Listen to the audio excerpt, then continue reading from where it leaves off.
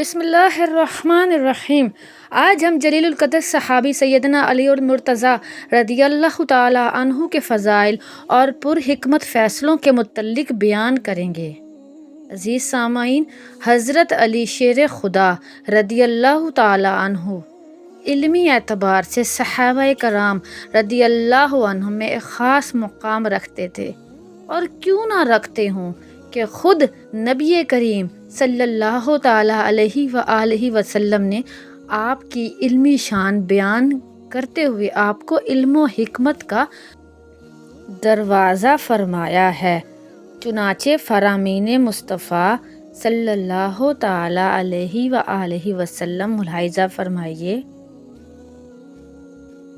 انا مدینۃ العلم وعلی بابھا، یعنی میں علم کا شہر ہوں اور علی اس کا دروازہ ہیں۔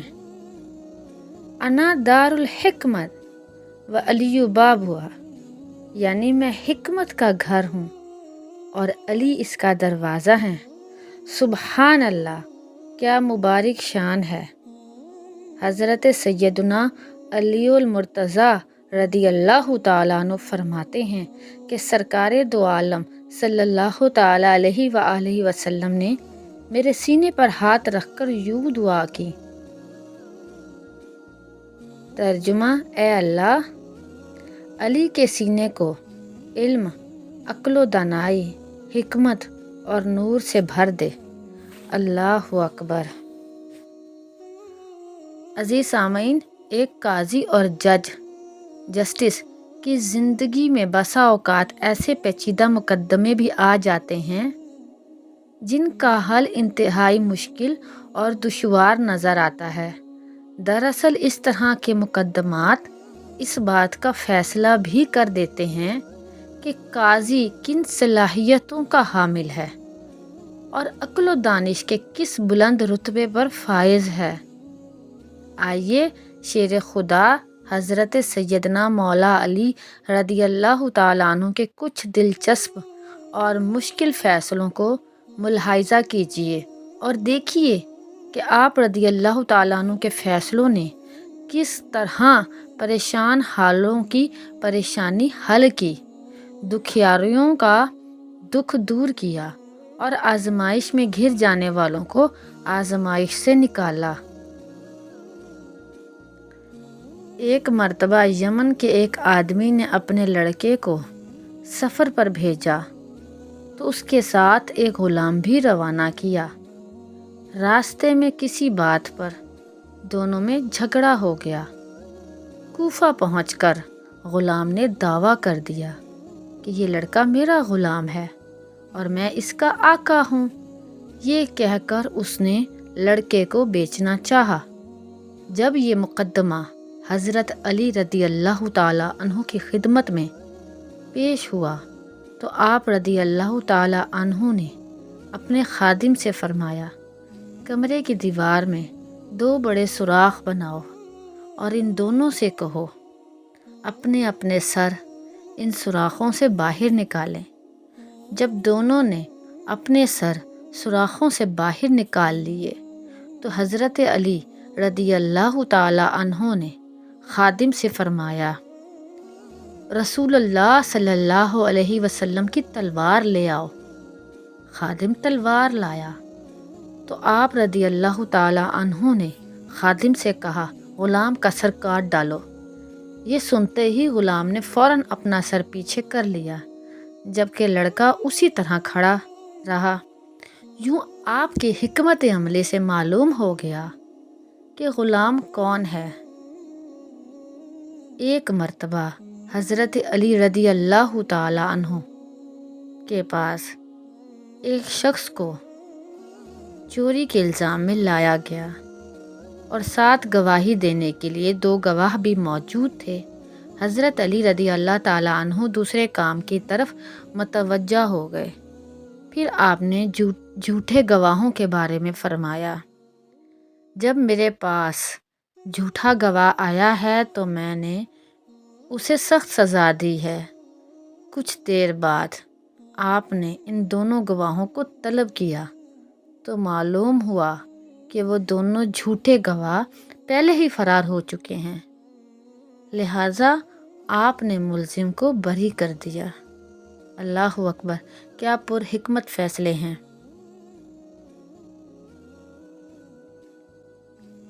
ایک مرتبہ حضرت سیدنا علی رضی اللہ تعالیٰ عنہ کے پاس 3 آدمی آئے اور کہنے لگے، ہمارے پاس 17 اونٹ ہیں، ایک کا حصہ کل اونٹوں کا آدھا ہے اور دوسرے کا حصہ تہائی ہے، اور تیسرے آدمی کا حصہ سب اونٹوں میں 9واں ہے۔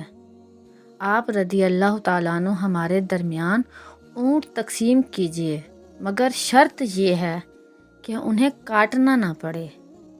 حضرت علی رضی اللہ تعالیٰ عنہ نے بیت المال سے ایک اونٹ منگوایا۔ اب 18 اونٹ ہو گئے۔ پہلا شخص جس کا حصہ تمام اونٹوں میں آدھا تھا، اسے 18 کے آدھے یعنی 9 اونٹ دے دیے۔ دوسرا شخص جس کا حصہ تہائی تھا، اسے 18 کا تہائی یعنی 6 اونٹ دے دیے۔ پھر تیسرا شخص جس کا حصہ کل اونٹوں میں 9واں تھا، اسے کل اونٹوں کا 9واں حصہ یعنی 18 میں سے 2 اونٹ دے دیے۔ اس طرح آپ رضی اللہ تعالیٰ عنہ نے اپنی حسن تدبیر سے ایک مشکل مسئلے کا فیصلہ کر دیا اور 9، 6 اور 2 اونٹ ملا کر کل 17 اونٹ ان تینوں میں تقسیم بھی کر دیے اور کسی اونٹ کو کاٹنا بھی نہ پڑا، اور ایک اونٹ جو باقی بچا اسے بیت المال میں واپس پہنچا دیا گیا۔ سبحان اللہ۔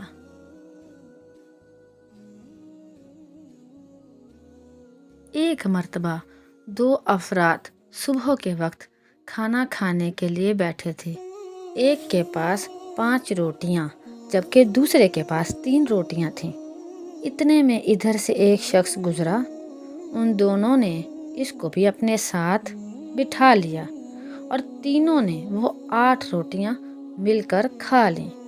تیسرے شخص نے جاتے ہوئے 8 درہم ان دونوں کو دیے اور کہا، میں نے تمہارے ساتھ جو کھانا کھایا ہے اس کی یہ قیمت ہے، تم اسے آپس میں تقسیم کر لو۔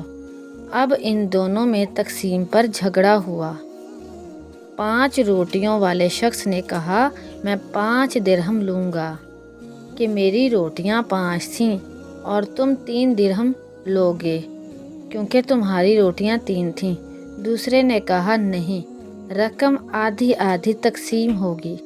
دونوں یہ معاملہ لے کر حضرت علی رضی اللہ تعالیٰ عنہ کی خدمت میں حاضر ہوئے۔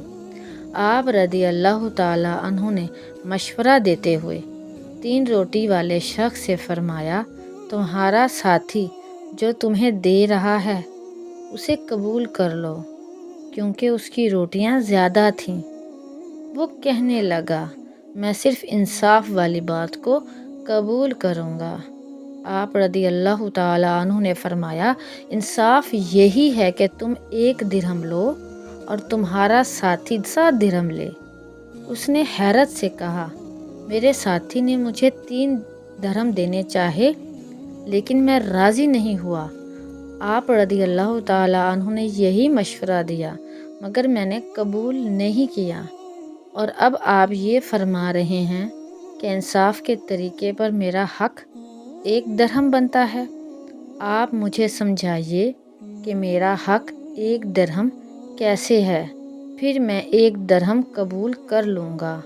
آپ رضی اللہ تعالیٰ عنہ نے فرمایا، 8 روٹیوں کے 24 حصے تم 3 آدمیوں نے کھائے، یہ پتہ نہیں کس نے کم کھایا اور کس نے زیادہ کھایا، اس لیے یہ سمجھ لو کہ سب نے برابر برابر کھایا ہے، یعنی ہر ایک نے 8 حصے کھائے۔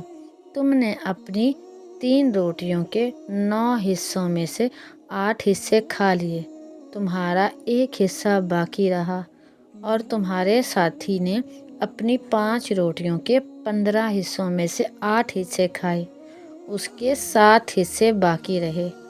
تیسرے شخص نے تمہاری روٹیوں میں سے ایک حصہ کھایا اور تمہارے ساتھی کے 7 حصے کھائے۔ اب انصاف کے مطابق تم کو 1 درہم اور تمہارے ساتھی کو 7 درہم ملیں گے۔ تفصیل سننے کے بعد اس جھگڑنے والے شخص کو 1 درہم لینا پڑا۔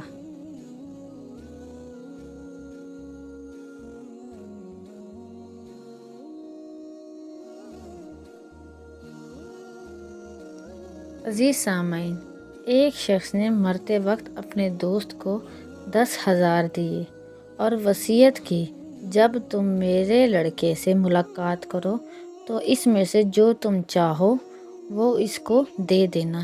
اتفاق سے کچھ روز بعد اس کا لڑکا وطن واپس آ گیا۔ اس موقع پر آپ رضی اللہ تعالیٰ عنہ نے اس آدمی سے پوچھا، بتاؤ تم مرحوم کے لڑکے کو کتنا دو گے؟ اس نے کہا 1,000۔